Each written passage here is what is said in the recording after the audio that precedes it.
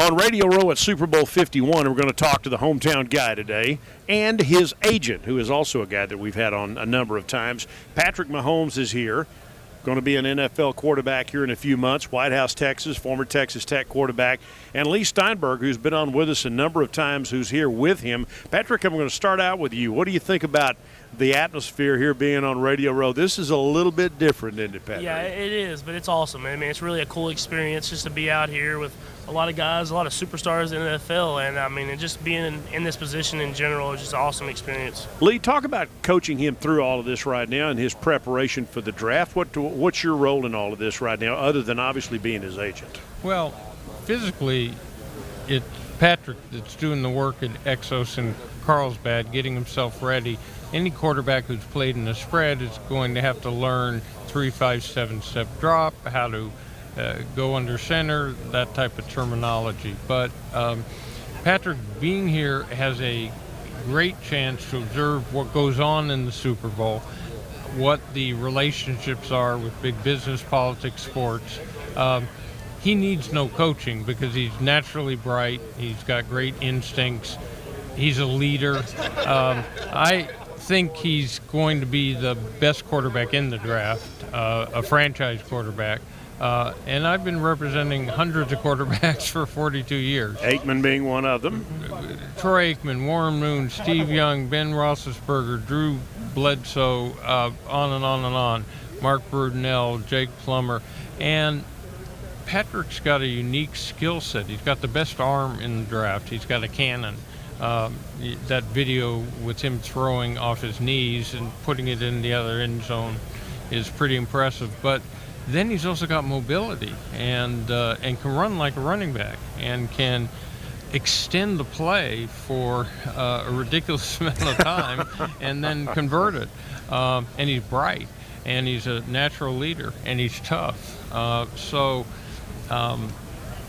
I think you're going to see him steadily rise, and some team is going to get excited and pick him, in the first round in a great position. He's our hometown guy. Patrick Mahomes is here with us on Radio Row along with Lee Steinberg. What do you think the biggest transition is going to be for you going from college to the pros, Patrick? I mean, definitely the speed of the game is one thing that is going to increase a substantial amount. But, I mean, for me, it's just going to be about my footwork and just, like you said, those 3, 5, 7-step drops, just being crisp and really getting to your depth and letting the lineman know where you are in the pocket.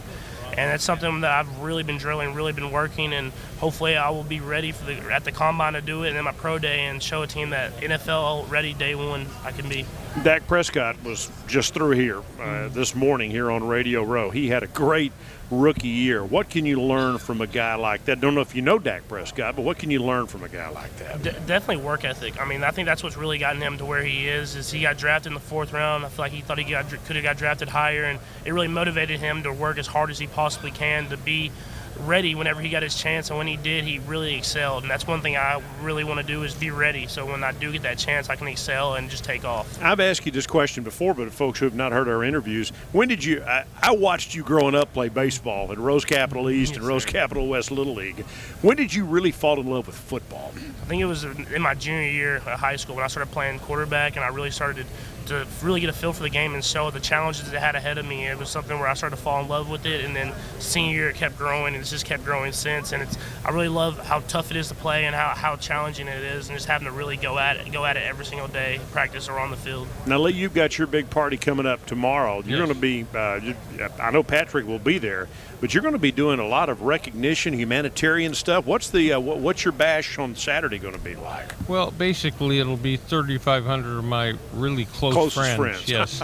And but amidst all the partying, we try to make a statement that sports can stand for something positive in the world. And so we give a humanitarian award to an owner, a general manager, and a current player, a retired player, a coach, trying to show that football and all the people in it do substantive things away from football philanthropically to make a positive difference in the world. Patrick's going to be co-presenting the award to Clark Hunt, who's the owner of the Kansas City Chiefs. And a Dallas guy, Lamar Hunt's son. Yes. And I've known the Hunt family for years and was friendly with Lamar. And that foundation has given millions of dollars to 90 different charities and made a real impact. So Patrick's actually going to co-present him the award tomorrow, and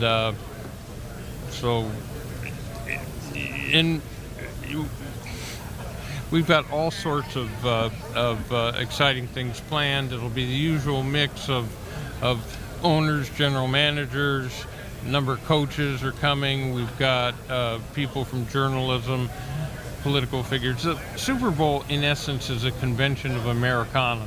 Big business, big politics, big sports, big media.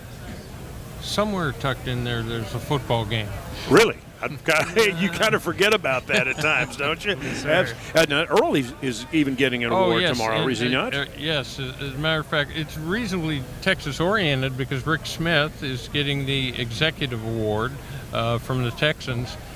Warren Moon, who played here in Houston, is getting the retired player award. Okay. And Earl Campbell's getting the BBVA Compass Live Bright award. For all the things he does, and just because he's Earl Campbell. Patrick, yeah, absolutely. Patrick, let's talk about, between now and May, I want to talk about, A, your schedule, what you're doing, and B, just what an eye-opening deal it is to come to something like this for you and what you might have in your future if you continue to have success as a pro football player. Yeah, for sure. The schedule right now is just pretty much training every single day and going in and either meeting or throwing on the field pretty much every day, and really getting to where I can be NFL ready day one. And that's just the biggest thing. I work with some receivers out there in Carlsbad and some running backs, tight end, just to kind of get a feel for a mix of guys that are going to be at the next level I'm going to be playing with, and just really drilling, like you said, the footwork, the ball, keeping the ball, having a tight release and stuff like that. And then just being here, it's crazy. It's something that I've always dreamed to be at the Super Bowl, and hopefully in my NFL career I can get to a couple of them and hopefully win a few. That's just the dream as an NFL player, is to win the Super Bowl and be hosting that trophy at the end of the game. It can be a little bit overwhelming. You're going to have to, this is a good way to kind of get your feet wet, right? Yes, sir. Like you said, just being in this atmosphere, seeing kind of what the guys are around, and having to really be prepared and fight off some of this stuff sometimes to be ready for the game. It's something that every football player dreams to be here. All right, we've got two great guys here with us on Radio Row. Patrick Mahomes, Whitehouse, Texas Tech, future NFL quarterback, and his agent, our old friend Lee Steinberg, here with us on Radio Row at Super Bowl 51. All right, guys, have a great weekend, okay? Yes, thank you for having us. Thanks, guys. Appreciate it.